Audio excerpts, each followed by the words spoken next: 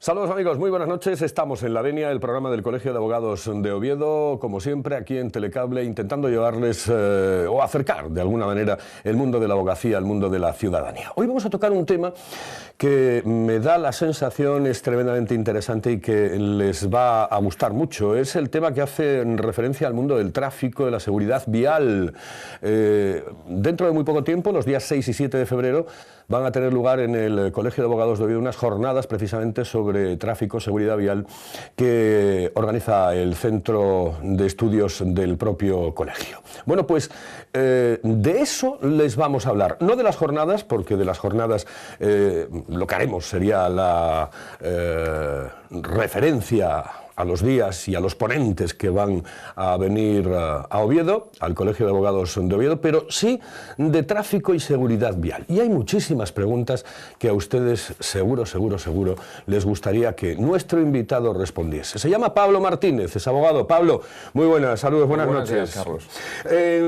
Bien, voy a ir con preguntas que afectan directamente a todos los ciudadanos. El tema de la alcoholemia. ¿Cuándo se comete un delito contra la seguridad vial por conducir un vehículo a motor o ciclomotor bajo la influencia de bebidas alcohólicas? ¿Cuándo se comete ese delito?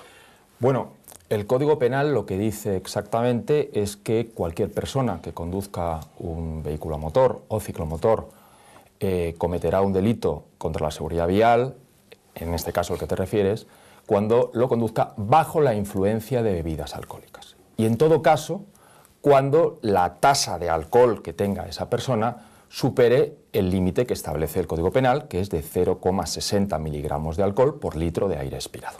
En ese caso, o en esos casos, el conductor que estuviese en esa situación estaría cometiendo un delito contra la seguridad vial por conducir en esas circunstancias. Yo no sé, pero circula por la calle la posibilidad, y yo no sé si esto es cierto o no, de que incluso a los peatones nos pueden hacer en un momento un control de alcoholemia. Sí, sí, perfectamente. ¿Y nos pueden sancionar? Perfectamente. De hecho, actualmente están obligados a someterse a las pruebas de alcoholemia, según establece la ley, aquellos peatones que sean víctimas de accidentes o que estén implicados en un accidente de circulación, a fecha de hoy. En el futuro hay una reforma de la Ley de Tráfico en marcha, que ahora mismo está en trámite parlamentario.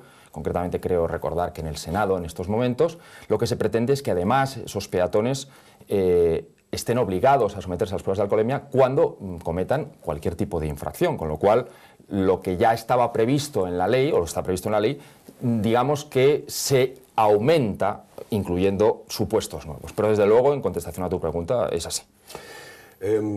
Sabía un amigo mío que ibas a venir y me dice, pues pregúntale esto porque yo ya realmente no sé a qué atenerme. Los radares, los detectores de radares, ¿son ilegales o no son ilegales? Bueno, esto, que es una pregunta yo creo de muy interesante y de mucha aplicación en la práctica, creo que hay que distinguir tres tipos de dispositivos o mecanismos para que nos entiendan los televidentes. Tendríamos que distinguir en primer lugar los mecanismos que tienen como finalidad interferir en los radares. Es decir, yo voy en mi coche, por ejemplo, a 150 km por hora, tengo un dispositivo de ese tipo y al pasar por el radar lo que hace es evitar que el radar me controle y me registre la velocidad. Eso ya está prohibido y además está fuertemente sancionado, con una sanción de hasta 6.000 euros, tanto lo que sería el uso como la instalación por parte de quien fuere, ¿no? Quien la hiciere. En segundo lugar, tenemos el dispositivo que tiene por objeto no interferir, no evitar que nos registren la velocidad a la que vamos en nuestro vehículo, sino detectar ese radar, ¿vale? Entonces, actualmente eso no está prohibido. Eso podemos llevarlo y seguir llevándolo de momento en nuestros vehículos a motor. Eso no está prohibido. Es el típico dispositivo que se lleva en el salpicadero y que lo que hace es avisarnos de la presencia de un radar y que, lógicamente, nosotros lo que haríamos sería limitar la velocidad a la que está reglamentada o establecida en esa vía. ¿De acuerdo? Es el que detecta el radar, pero no lo interfiere. Pero no interfiere. Eso es, a fecha de hoy está permitido. Lo que ocurre es que hay un proyecto, como ya he dicho antes, de ley de reforma de la ley de tráfico y que todavía no ha entrado en vigor, está, como he dicho, en trámite parlamentario, y la idea o la finalidad, si al final se aprueban esos términos, es que ese tipo de dispositivos también estén prohibidos. De tal forma que lo único que, una vez que entre en vigor esta reforma, va a ser permitido por la ley es aquellos mecanismos o dispositivos que tienen como finalidad única y exclusiva la de informarnos sobre la situación de los radares. Por ejemplo, todos conocemos que hay pues, aplicaciones informáticas que lo que hacen es, pues en tal punto kilométrico de la vía tal, existe un radar fijo. Bueno, ahí lo único que está haciendo es informando de la existencia de ese radar, pero no ni detectándolo ni interfiriéndolo. Eso va a seguir siendo legal. Bien, hablamos de los puntos, los maravillosos puntos. Imagínate que pierdo el carné por que se me consumieron absolutamente todos los puntos que tenía. ¿Cómo puedo volver a recuperar el carné de conducir? Bueno, otra cuestión también de bastante interés en la práctica. Vamos a ver, lo primero que quiero decir es que una persona pierde el carné no solo cuando pierde los puntos, todos los puntos, los que tuviese en función de sus circunstancias, sino además cuando la Administración le comunica una resolución por escrito que, en virtud de la cual se le declara la pérdida de vigencia del carné, se dice así. Entonces, hasta que uno no reciba esa notificación y esa notificación sea firme, contra ella no quepa ningún tipo de recurso, yo puedo seguir conduciendo. ¿Vale? Yo puedo seguir conduciendo. Ahora, en el momento en que, además de perder todos los puntos, me notifica la autoridad competente esa resolución declarando la pérdida de vigencia de mi carné, y esa resolución ya es firme, ahí ya tengo la obligación legal de no conducir. Y si cometo la ilegalidad de hacerlo incumpliendo esa obligación, pues estaré cometiendo, o podría estar cometiendo, un delito contra la seguridad vial por conducir un vehículo a motor o ciclomotor sin tener el carné correspondiente. ¿Y siempre es delito el no someterse a las pruebas de alcoholemia, el negarse? No, no, eso es algo que no todo el mundo sabe. Ya los tribunales de justicia, los juzgados y tribunales, en repetidas ocasiones han establecido una serie de supuestos en los cuales, como bien dices, no concurriría ese delito, la comisión de ese delito por negarse a someterse a las pruebas de alcoholemia. Sería, en todo caso, una infracción administrativa, es decir, nos multarían por ello, pero no nos condenarían en una sentencia, en un juicio penal, ¿de acuerdo? Por ejemplo, pongo un supuesto muy habitual, control preventivo de alcoholemia, que se pone muchas veces la Guardia Civil ahí en la autopista de Oviedo a Gijón, en la gasolinera esa donde empiezan a desviar el tráfico, pues muchas veces los viernes o sábados o vísperas de festivos. Bueno, pues si yo llego a ese sitio en un control preventivo y me requiere un agente de la autoridad para que yo haga la prueba de alcoholemia y es un control preventivo y yo no tengo síntomas de estar bajo la influencia de bebidas alcohólicas, yo tengo la obligación en todo caso de someterme a esa prueba. La diferencia está en que la consecuencia derivada de esa negativa es diferente. Si se trata de un control preventivo y yo estoy perfectamente, lo que me ocurrirá será que me pongan una multa porque he cometido una infracción administrativa. Pero si yo, en esa misma situación, estoy con síntomas evidentes de estar bajo la influencia de bebidas alcohólicas, porque tengo el aliento con olor a alcohol, los ojos vidriosos, etc., entonces sí ahí estaré cometiendo un delito contra la seguridad vial por negarme a someterme a esa prueba. Por lo tanto, sí es necesario distinguir esos supuestos. Obligación, siempre. Obligación siempre para un conductor cuando sea requerido al efecto por la agente de la autoridad. Las consecuencias distintas en función de las circunstancias. En unos casos es infracción administrativa y nos pone una multa, en otros es un delito y nos pone una condena. ¿Y cuántas veces se me puede obligar a soplar? Vamos a ver. En una misma, cuando me paran una vez, la ley dice 2 veces, con un intervalo de 10 minutos al menos entre cada una de las ya podría negarme, ¿no? Sí, vamos a ver. Quiero matizar esto, porque hay cierta polémica al respecto de esta cuestión.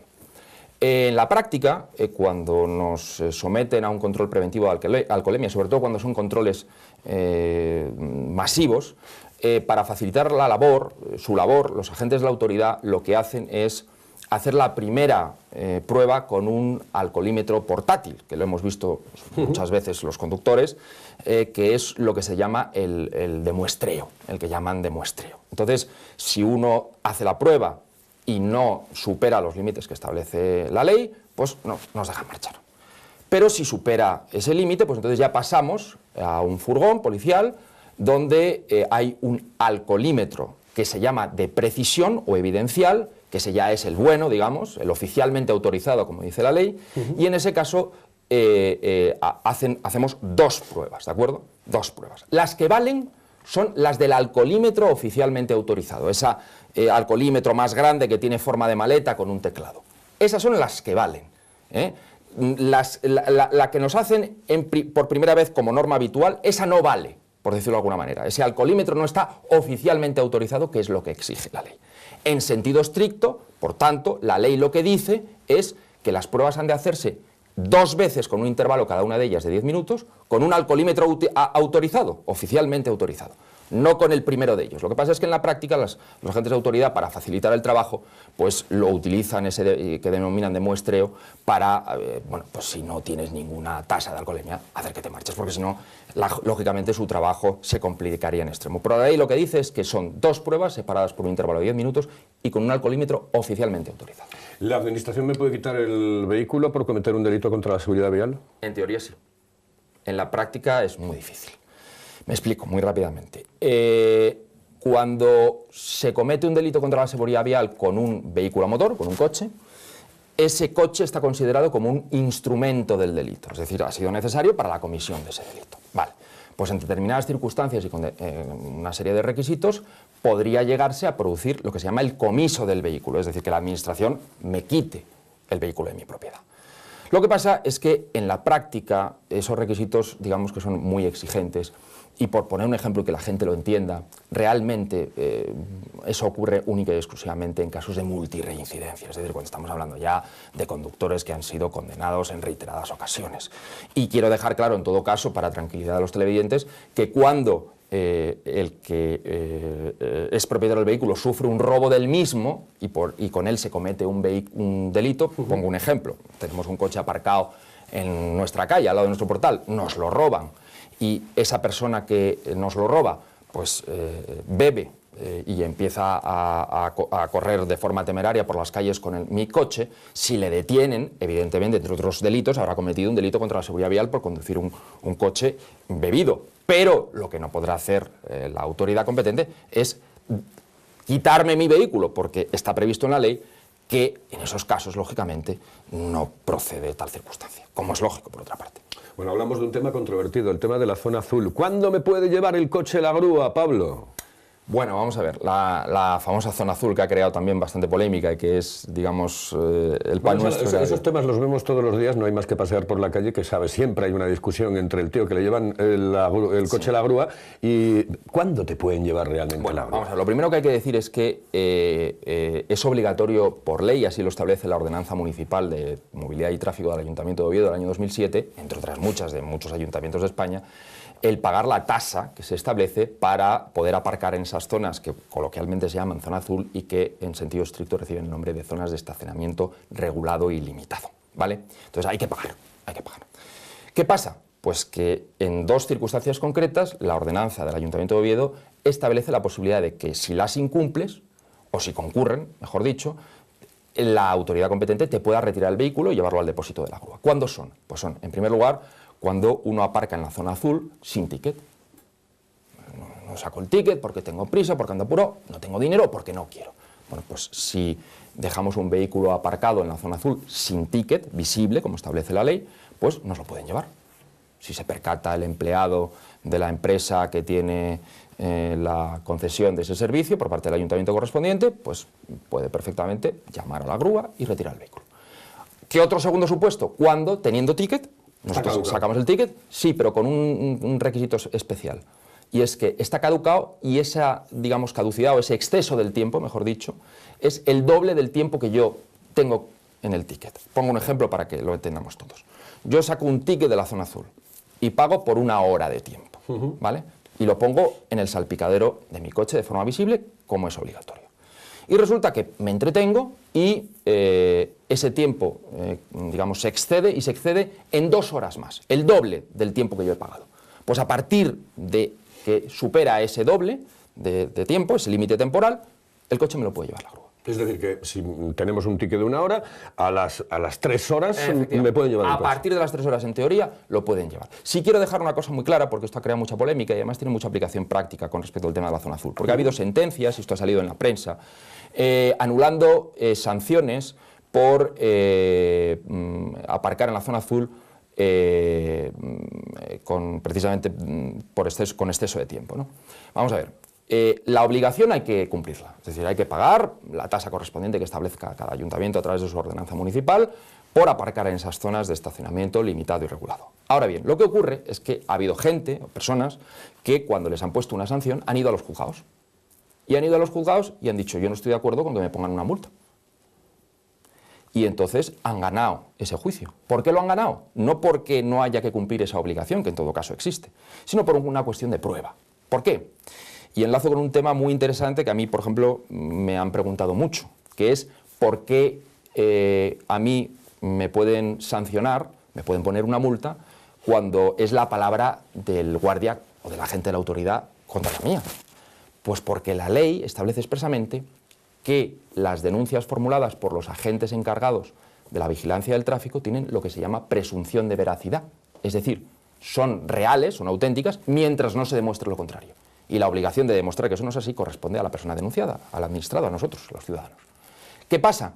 Que en el caso de la zona azul, los empleados de las empresas que extienden esas denuncias diciendo pues este señor ha excedido de tiempo, no tienen la condición de agente de la autoridad. Y por tanto, las denuncias que formulan son o tienen el mismo valor que cualquier denuncia de un ciudadano y no están revestidas de esa presunción de veracidad. Esa es la diferencia fundamental. Pero quiero dejar muy claro que hay que cumplir la obligación de pagar la tasa por aparcar en la zona azul. Hay sitios donde te ponen una pegatina. Aquí parece que no ponen pegatina de nada. Es decir, que le hemos llevado el coche en la urna, ¿no? En la acera o en una farola, sí, en otros ayuntamientos. En otros ayuntamientos lo hacen, que no estaría mal. No, por otra parte, porque hay gente que se vuelve loca, pues no sabe si lo dejó allí o dónde lo dejó. A veces, ¿no? Oye, que te olvidas, por supuesto. Es más, yo mi recomendación a efectos prácticos en esos casos, cuando uno no sepa dónde está su vehículo y realmente tenga la convicción de que lo ha dejado en un sitio determinado en el que ya no está, es llamar al depósito de la grúa inmediatamente. Pablo, ¿qué novedades va a introducir la futura reforma de la Ley de Tráfico y de Seguridad Vial? Bueno, varias, pero por no dilatarme mucho en la exposición y sobre todo ir a lo más relevante, yo destacaría que aumenta las multas, que eso es algo que siempre nos afecta a todos, aumenta las multas por conducir un vehículo a motor superando las tasas de alcoholemia e incluso con drogas en el organismo, de 500 euros a 1.000. Es decir, lo que sigue considerándose una infracción muy grave, que antes estaba y que sigue estando sancionada hasta que no entre en vigor el proyecto de ley, que si entra en vigor en esos términos, tal cual está redactado, entonces la multa va a ser del doble, de 1.000 euros, que es un tema importante. También decir que la negativa a practicar las pruebas de alcoholemia también pasa de 500 euros a 1.000 euros, a justamente el doble. Quieren de alguna forma la administración apretarnos, por decirlo de alguna manera, o apretar las clavijas más a los conductores que incumplen la ley en esos términos, ¿no? Luego después, otra de las cosas que ha creado bueno, también cierta polémica es que que es una cosa que poca gente sabe. Realmente yo he estado viendo estos últimos días de atrás para ponerme un poco al día de cara a esta entrevista con esta cuestión, y en todas las noticias, o la mayor parte de las noticias que salen, no se hace mención a ello. Yo creo que tiene muchísima importancia, sobre todo para los conductores que viven en zonas donde hay cotos de caza. Se va a cambiar totalmente el sistema de responsabilidad cuando uno tiene un accidente en donde atropella a un jabalí, pongamos. Muy habitual en zonas de Asturias, habitualísimo, igual que en Galicia. Bueno, pues si entra en vigor tal cual está redactada el proyecto de ley, lo que ocurrirá es que el principio general cambia, y entonces cuando nosotros conduciendo un vehículo atropellamos a una especie cinegética, a un jabalí o lo que sea, en una carretera, en una vía pública, pues lo que ocurre es que en principio la norma general va a ser que el conductor es el responsable del accidente. Pues eso es grave, ¿no? Eso es grave. Porque yo no tengo la culpa de que el jabalí se acerque, además se acerque en una curva. Hombre, supongo que habrá eximentes en un momento determinado, bueno, hay la propia disposición adicional novena, que es la que se va a modificar o se pretende modificar en esos términos, introduce dos excepciones, ¿no? Una de las excepciones es que el accidente se haya producido como consecuencia de la acción de cazar, en ese coto de caza, en la zona en que digamos, sea coto de caza, en las 24 horas, o cuando esa acción de cazar se haya producido en ese momento, se esté produciendo en ese momento en que se produce el accidente, o en las 24 horas anteriores, ¿vale? Salvo esa excepción. Y luego hay otra excepción cuando la zona en que se produzca no sea coto de caza, sino que pertenezca a una institución pública, que la administración pública no haya previsto a través de las señales correspondientes, el avisar a los conductores de que ahí hay peligro de especies cinegéticas, de que atraviesen la carretera. Sabes que en la calle el ciudadano tiene la sensación de que todo esto de la seguridad vial, todo esto del tráfico, etcétera, o en todo esto existe un afán recaudatorio. La gente tiene la mosca detrás de la oreja con todas estas historias. Bueno, yo soy de los que piensan que por ahí van los tiros, al menos en parte. Vamos a ver, yo creo que es de justicia reconocer las cosas, tanto lo bueno como lo malo. Sí es cierto que yo creo que la Administración está consiguiendo un éxito que hay que reconocerle en lo que se refiere a la reducción de siniestralidad vial. O sea, eso no hay más que ver las estadísticas publicadas por la Dirección General de Tráfico todos los años, sobre todo las que tienen ya datos definitivos. Creo que la última que hay a este respecto es la del año 2012 y se aprecia claramente una reducción de la siniestralidad vial y sobre todo de los fallecidos y heridos en accidentes de tráfico muy llamativa. Y eso es algo bueno en todo caso, en lo cual tiene que ver sin duda alguna también, no solo, pero sin duda alguna, pues esa labor que realiza pues, el legislador y la administración pública. Ahora bien, yo creo sinceramente que hay un componente podríamos llamar de afán recaudatorio evidente. Y yo voy a dar dos datos, que a lo mejor la gente no lo sabe. Para empezar, todos los años se presupuesta en la Ley General de Presupuestos del Estado, se presupuesta la cantidad que para el año siguiente está previsto que se vaya a recaudar en concepto de sanciones en materia de tráfico. Bueno, a mí me parece eso muy llamativo, que ya el Estado sepa cuánto va a recaudar por tal motivo sobre un hecho completamente futuro. Pues es así. Es como decir, a ver si llegamos al presupuesto que tenemos, bueno, ¿no? Y son cantidades, yo no me sé de memoria esto, pero por ejemplo, la última que recuerdo, que es para el del año 2011, estamos hablando de cantidades por encima de 400 millones de euros al año. Madre mía de mi vida, 400 millones de euros. Que son 66.000 millones de pesetas, dinero. No lo olvidemos. Estamos en la recta final. ¿En qué manera, y esta es una de las preguntas que quería hacerte ya desde el punto de vista profesional, que también incide en el mundo ciudadano, evidentemente, pero en qué manera han influido las tasas en las demandas, en los recursos, etcétera, en seguridad? Terrible. Terrible. Yo el otro día... lógicamente no o sea, hay mucha gente que te dice que no, yo eso no lo recurro, o tú al menos le tienes que decir al cliente, dice, mira... No, es decir... ¿Nos va a salir más caro esto? Vamos a ver, yo puedo hablar de mi experiencia y la experiencia que conozco de mi contacto con los tribunales de justicia y con otros compañeros que se dedican a esta profesión, que cada día, por cierto, es más dura y más complicada. Los recursos contenciosos administrativos en materia de multas de tráfico ya prácticamente no existen. Yo voy a decir una anécdota sin decir lógicamente el nombre porque no puedo. El otro día intercambiando impresiones con un magistrado, me decía que aproximadamente el 80% de las sanciones, o sea, de los recursos que en su día anteriormente se presentaban contra sanciones en materia de tráfico, habían desaparecido. O sea, ha disminuido de una forma absolutamente espectacular esa litigiosidad contra la Administración por ese motivo. Y me hacía un comentario que yo suscribo y que decía, en tono, digamos, coloquial, en una conversación informal que yo mantenía con él, que eso ya está reservado para los valientes.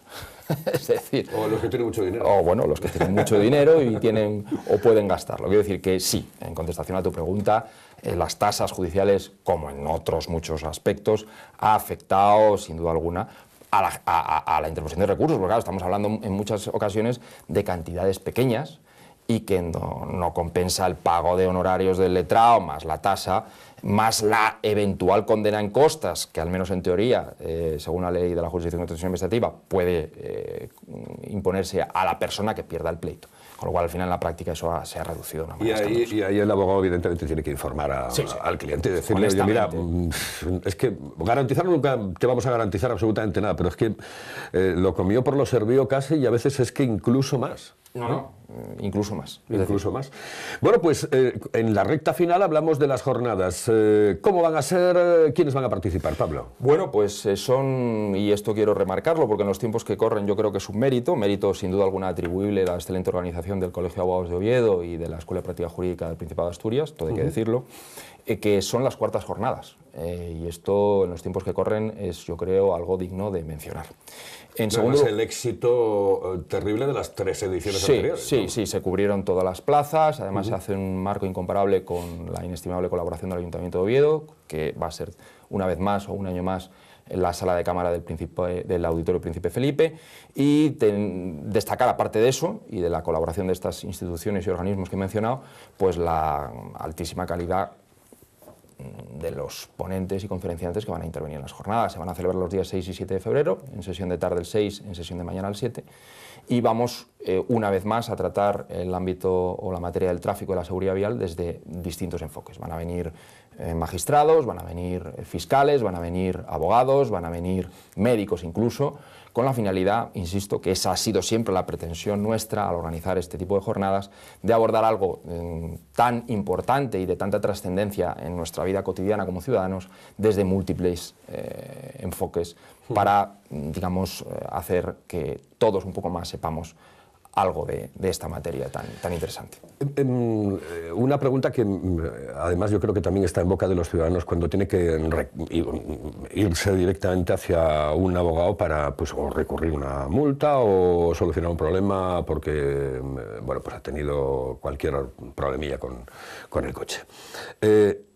¿Hay de alguna manera especialización dentro de la abogacía en única y exclusivamente seguridad, tráfico, etcétera? ¿Podemos hablar de una especialidad propia de la abogacía?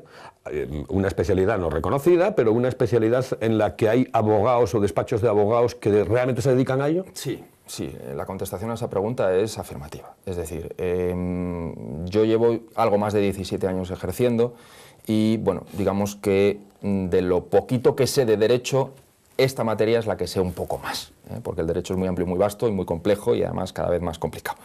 Pero sí se puede decir que hay despachos de abogados y abogados que nos dedicamos con especial preferencia a esta materia y que podría decirse que somos especialistas en el ámbito del tráfico y la seguridad vial, como los hay en otras materias del derecho.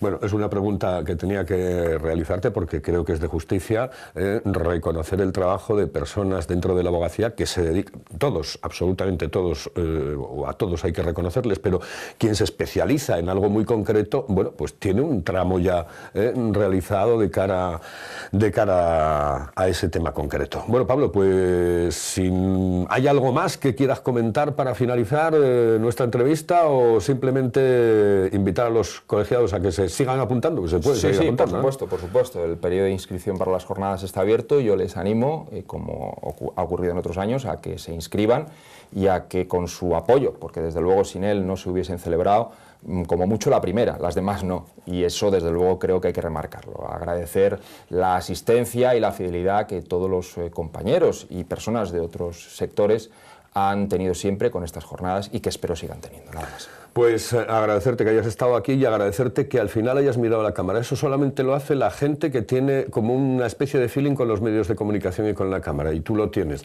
Me da la sensación de que a veces se lo tengo que decir yo a alguno de los abogados o a alguna de las personas que entrevisto en cualquier otro programa. Digo, coño, si tienes que decirle algo, mira a la cámara. Bueno, pues a ti no te he tenido que decir absolutamente nada y has mirado directamente a la cámara. Eso es bueno. Te lo agradezco. Pablo, muchas gracias. Saludos y muy buenas noches. A ti. Bien, señoras y señores, volvemos, ya lo saben, aquí en La Venia con más temas referentes al mundo de la abogacía y a esa liaison que pretendemos realizar entre ciudadanía y abogacía para acercarla un poco más.